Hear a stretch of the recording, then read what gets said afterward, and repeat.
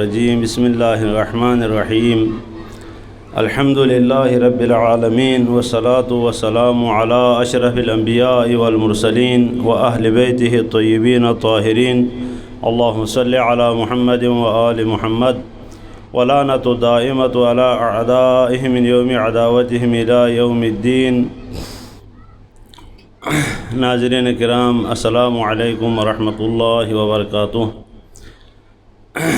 تمام مومنین کو نجف اشرف سے سلام عرض ہے۔ مولائے متقیان امیر المومنین علیہ السلام کی جوار سے تمام مومنین کی خدمت میں حاضر ہیں۔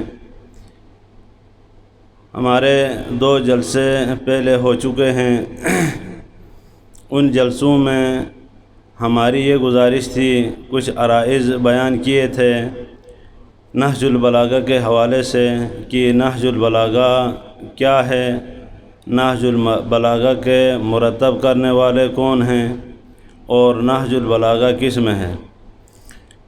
تو میں گزارش کروں گا اپنے تمام مومنین سے کہ نہج البلاغہ اور صحیفہ سجادیہ ان دونوں کا ہر مومن کے پاس ہونا ضروری ہے، اور ہر مومن ان دونوں کتابوں کا مطالعہ کرے۔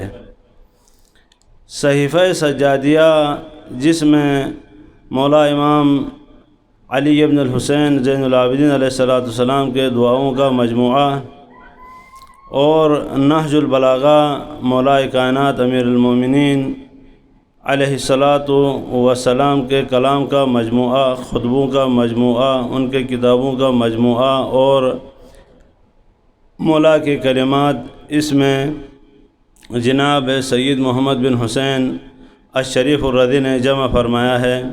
ان کا مطالعہ ہر مومن کے لیے ضروری ہے۔ کچھ عرائض بیان کرنے سے پہلے میں آپ کی خدمت میں کچھ حضرت امام جعفر صادق علیہ السلام کے بارے میں چند الفاظ بیان کروں گا۔ سب سے پہلے میری طرف سے تمام عالم اسلام، بالخصوص مومنین، مراجع عظام، علماء کرام، اور بالاخص حضرت امام صاحب العصر والزمان عجل اللہ تعالی فرجہ شریف کی خدمت میں تعزیت و تسلیت عرض کرتا ہوں، کیونکہ آج 25 شوال المکرم کا دن ہے۔ اس دن حضرت امام جعفر بن محمد الصادق سلام اللہ علیہ اس دنیا سے چلے گئے۔ بنی عباس کے دوسرے خلیفے نے امام علیہ السلام کو زہر دلوا کر امام علیہ السلام کو شہید کیا۔ 25 شوال سن 149 یا 48 ہجری میں امام علیہ السلام شہید ہوئے۔ امام جعفر صادق علیہ السلام کی ولادت بسعادت 17 ربیع الاول سن 83 ہجری میں پیدا ہوئے۔ مدینہ منورہ میں امام صادق علیہ السلام پیدا ہوئے سن 83 ہجری میں، یعنی امام زین العابدین علیہ السلام کی زندگی میں ہی امام علیہ السلام کی ولادت ہوئی تھی، کیونکہ امام علی بن الحسین زین العابدین علیہ السلام کی شہادت 95 ہجری میں ہے، تو امام صادق علیہ السلام کی ولادت سن 83 ہجری میں امام علیہ السلام پیدا ہوئے ہیں، یعنی امام جعفر صادق علیہ السلام اپنے دادا کے ساتھ، اپنے جد امجد حضرت علی بن الحسین زین العابدین علیہ السلام کے ساتھ 12 سال انہوں نے زندگی گزاری۔ اس کے بعد سن 95 ہجری سے لے کر سن 114 ہجری تک اپنے والد بزرگوار جناب محمد باقر علیہ السلام کے ساتھ زندگی گزاری۔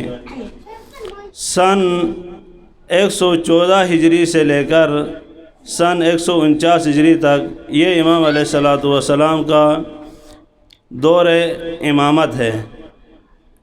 تقریباً 35 سال امام علیہ الصلوۃ والسلام نے امامت کے منصب پر رہے۔ امامت کے انجام امور امام صادق علیہ الصلوۃ والسلام نے تقریباً 35 سال انجام دیے۔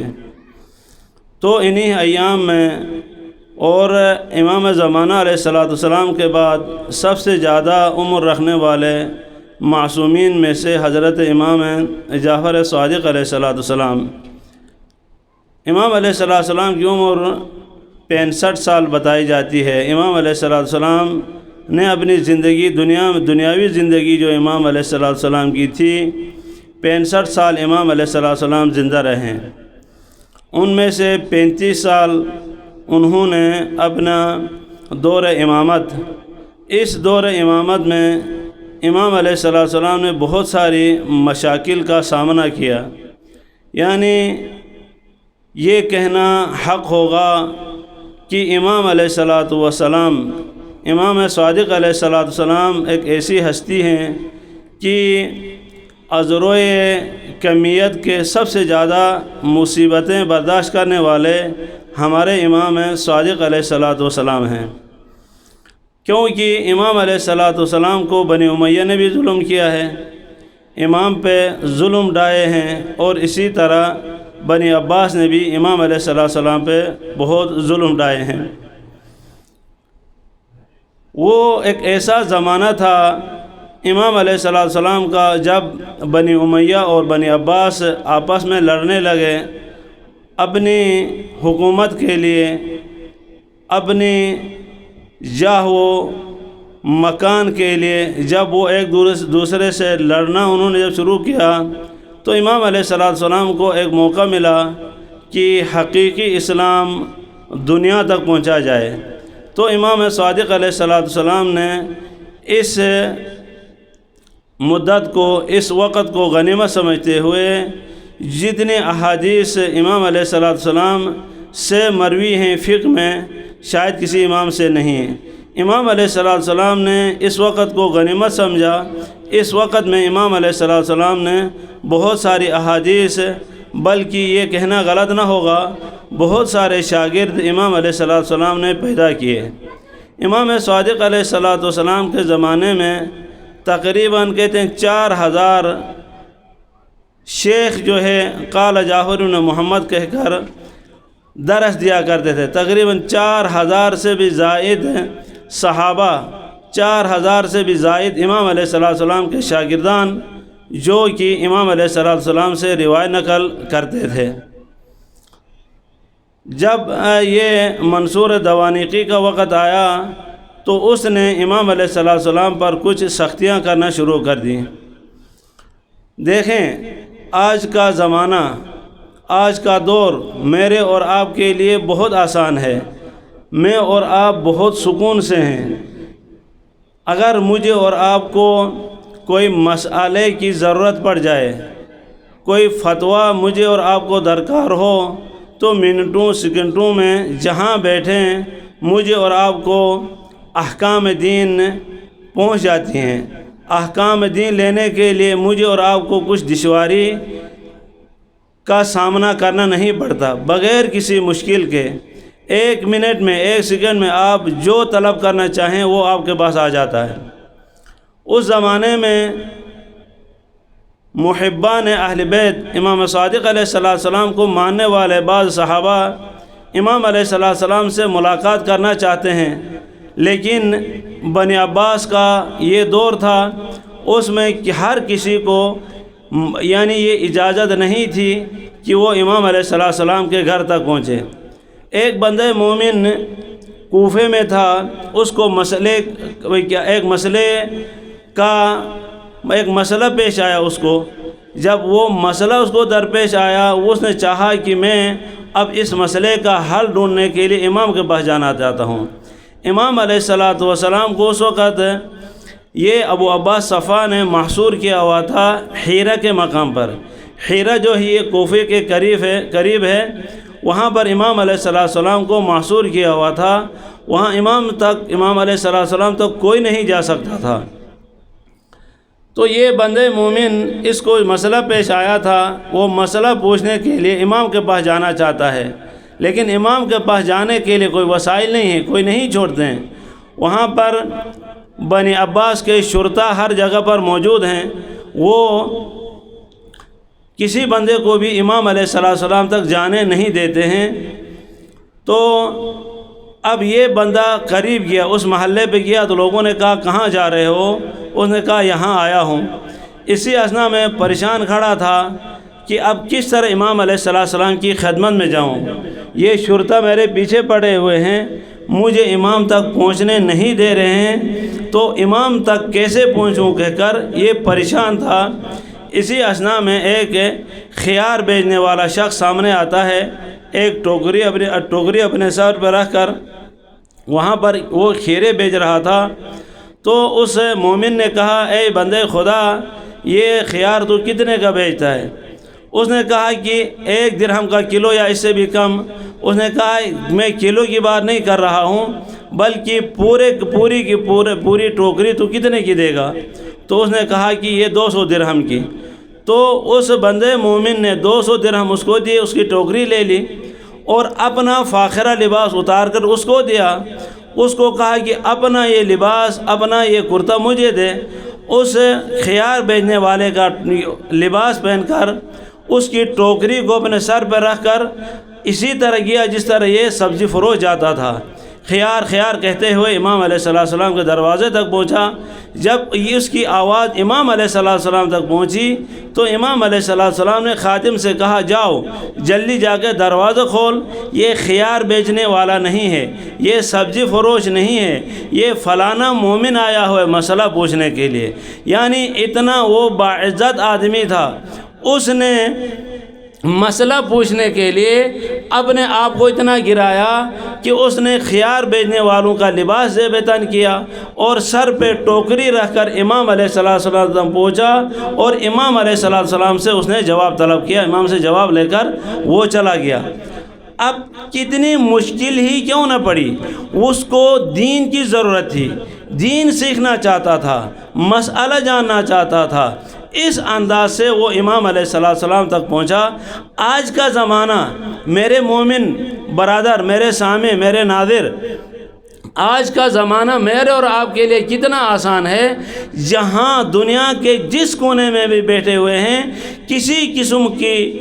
کسی قسم کا کوئی مسئلہ تو مجھے اور آپ کو ضرورت ہو تو منٹوں سیکنڈوں میں وہ مسئلہ میرے اور آپ تک پہنچ سکتا ہے۔ پھر بھی میں اور آپ سستی کرتے ہیں۔ اگر میں اور آپ سستی کریں تو یہ بندے یہ اس طرح امام کے پاس جا کے مسئلے طلب کرتے تھے، کل قیامت کے دن میرے اور آپ کے اوپر یہ ایسے لوگ حجت ہیں۔ آج اتنی آسانی سے میں مسئلہ طلب کر سکتا ہوں، پھر بھی نہیں کیا۔ اور ایک حدیث بیان کر کے اپنے موضوع کی طرف آتے ہیں۔ حضرت ابو بصیر جو کہ حضرت امام جعفر صادق علیہ السلام کے خاص صحابہ میں سے ہے، امام علیہ السلام کا خاص شاگرد ہے، روایت کرتا ہے کہ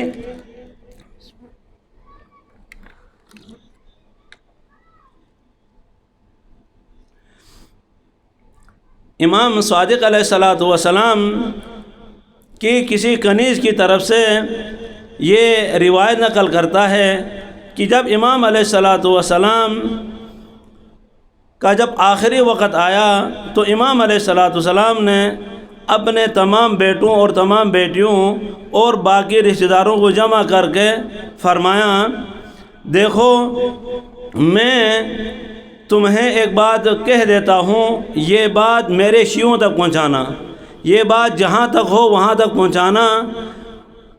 وہ کون سی بات تھی؟ جتنے اہتمام کے ساتھ امام علیہ السلام نے اپنے آخری وقت میں فرمایا، وہ بات یہ تھی، امام علیہ السلام نے فرمایا لن تنالوا شفاعتنا الی من تخفى الصلاة، یعنی میرا یہ پیغام رہتی دنیا تک پہنچانا کہ جو بھی دعویٰ کرے میں جعفر ابن محمد کا شیعہ ہوں تو اس تک یہ کہنا اگر تو نماز میں سستی کرتا ہے تو یہ تجھے یاد رہے، اس بات کو تو اپنے ذہن میں بٹھا کہ جعفر ابن محمد کی شفاعت تجھ تک نہیں پہنچتی اگر تو نماز کو خفیف تصور کرتا ہے۔ تو اگر نماز کو خفیف جانتا ہے، نماز کو اہمیت کے ساتھ تو ادا نہیں کرتا ہے، تو سمجھنا کہ ہماری شفاعت تم تک نہیں پہنچتی ہے۔ اگر تم اس بات کے قائل ہو کہ ہماری شفاعت تم تک پہنچ جائے تو تم یقین کرو کہ تم وقت پہ اگر نماز نہیں ادا کرو گے تو سمجھنا کہ ہماری شفاعت تمہارے تک نہیں پہنچے گی۔ امام علیہ السلام نے آخری وقت میں یہ شیعوں کو یہ پیغام دے کر گئے کہ نماز کو خفیف نہ سمجھنا، جب نماز کو خفیف سمجھو گے تو ہماری شفاعت کے مستحق نہیں ہوں گے۔ تو امام علیہ السلام، امام امیر المومنین علیہ السلام کا خطبہ جو شروع کیا تھا پچھلے جلسے میں، امام علیہ السلام نے دنیا کی مذمت میں یہ خطبہ ارشاد فرمایا تھا۔ انہوں نے فرمایا تھا کہ اے لوگوں، میں تمہیں دنیا کے امور سے آگاہ کرتا ہوں، دنیا سے بچ کر رہنے کی وصیت کرتا ہوں، کیونکہ یہ ایک دنیا شاداب و شیرین ہے اور معمولی سی زینت سے یہ مزین ہوتی ہے اور اس کی مدت بہت کم ہوتی ہے، اور یہ معمولی سے زینت سے مزین ہوتی ہے اور اس کی امیدیں جو ہیں وہ بہت مختصر ہوتی ہیں، کسی کو یہ اپنی امیدوں تک نہیں پہنچنے دیتی۔ تو امام علیہ السلام کا خطبے کا اس حصے تک ہم پہنچے تھے۔ کچھ مختصر سی عبارت آپ کے ذہنوں کے نظر کروں۔ امام علیہ السلام کی یہ عبارت ہم یہاں تک پہنچے تھے، اذا تناہت الى امنیت اہل الرغبت فیہا والرضا بہا ان یکون کما قال اللہ سبحانہ وتعالی۔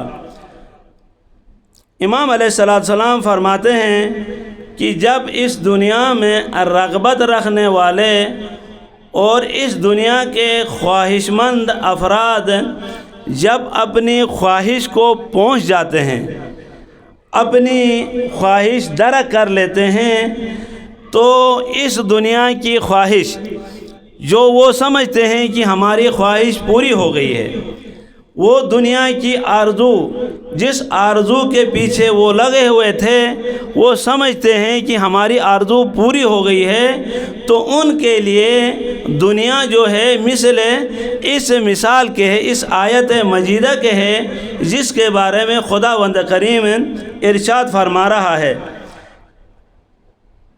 خداوند کریم قرآن مجید میں کیا ارشاد فرماتا ہے؟ کما ان انزلناہ من السماء فاختلط به نبات الارض۔ امام علیہ السلام خداوند کریم کے اس فرمان کے بارے میں ارشاد فرماتے ہیں کہ یہ دنیا ایسی ہے، جب اس پہ رغبت رکھنے والے، اس پہ خوش ہونے والے اپنی خوشی کو پہنچاتے ہیں تو یہ مثل اس پانی کی مثال ہے جو پانی آسمان سے نازل ہوتا ہے، نازل ہو کر نباتات کے ساتھ گل مل جاتا ہے۔ جب یہ نباتات سرسبز ہو جاتے ہیں تو پھر یہ نباتات سکڑ جاتے ہیں، خشک ہو جاتے ہیں۔ خشک ہونے کے بعد ان پہ جب ہوا لگتی ہے تو یہ ہوا ان تینکوں کو اڑا کر ادھر ادھر بکھیر دیتی ہے۔ تو یہ دنیا کی خوشی اور دنیا کی خواہش، اور اس خواہش کو تم سمجھتے ہو کہ ہماری یہ انتہا ہے، حالانکہ یہ تمہاری انتہا نہیں ہے۔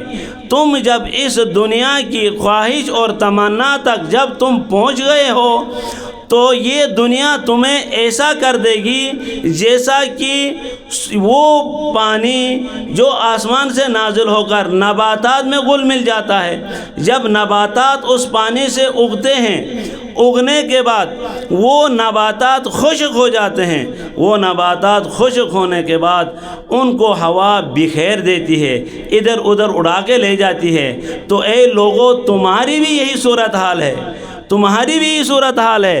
یہ دنیا کی خوشی جو ہے چند دن تمہارے پاس رہے گی، یہ دنیا کی خوشی باقی رہنے والی نہیں ہے۔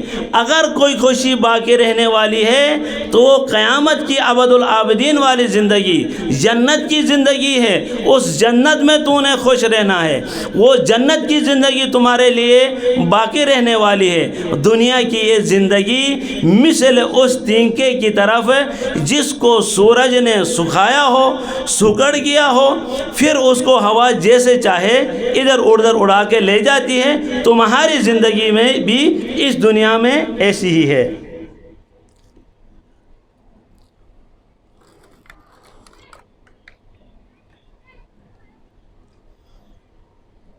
امام علیہ السلام کیا فرماتے ہیں؟ کما ان انزل اللہ من السماء فاختلط به نبات الارض فاصبح حشیما تذروه الریاح وان اللہ علی کل شیء مقتدر۔ یہ اس آیت مجیدہ، یہ سورہ کہف کی آیت ہے۔ پھر امام علیہ السلام فرماتے ہیں لم یکن امرؤ فیہا فی حبرۃ الا اعنقتہ بعدها عبرہ۔ امام علیہ السلام فرماتے ہیں کہ اس دنیا میں کوئی بندہ بھی جب اس کو خوشی آ جاتی ہے، معمولی وہ بندہ جب خوش ہو جاتا ہے تو یہ اس کی خوشی باقی نہیں رہتی ہے۔ اس کے بعد، اس خوشی کے بعد ضرور بضرور ہے کہ وہ انسان کے آنسو نکل آتے ہیں۔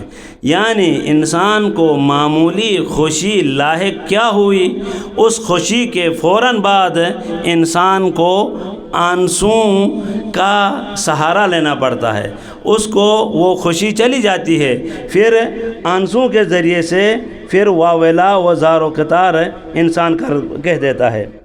وَلَمْ يَلْقَ فی سرائہا بطا۔ تو کہتے ہیں کہ جتنی بھی خوشی اس کو آئی ہے اس خوشی کے لیے کوئی بقا نہیں ہے۔ جب اس کے پیچھے کوئی خوشی داخل ہوئی ہے تو عنقریب آنے والی مصیبت اس کو پچھاڑ ڈالتی ہے۔ اس مصیبت کے پیچھے یہ انسان مسکین کچھ بھی نہیں کر پاتا ہے۔ الا منحتہ من ذرائہا ظہرا۔ اور اس کے بعد وہ انسان کو ایسی مصیبت اور ایسی پریشانی کا لائق کرنا پڑتا ہے کہ وہ پریشانی اس کے شاید برداشت سے بھی باہر ہو۔ تو اسی لیے اس خطبے کا میں اور آپ خوب مطالعہ کریں۔